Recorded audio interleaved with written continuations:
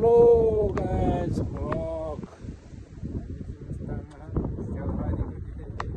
मुस्ताङमा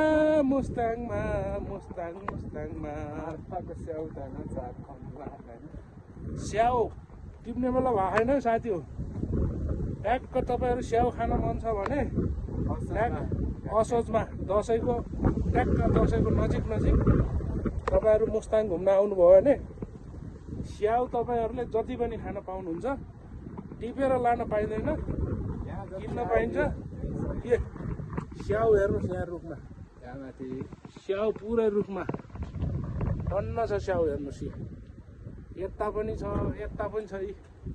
यो पुरै स्याउ बगान हो, यो पुरै स्याउ बगान हो। यो पुरा जति पनि खान पाइन्छ स्याउ। ल तपाईँहरू मुस्ताङ आउनु छ भने दसैँको नजिक आउँदाखेरि आउनु होला।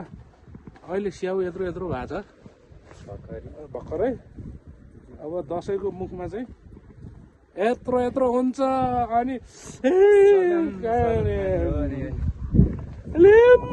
ल्याम खान मिठो हुन्छ। अब हामी कालीगण्डकी जाँदैछौँ है। कालीगण्डकी गएपछि त्यहाँ हामी फेरि बनाउँछौँ।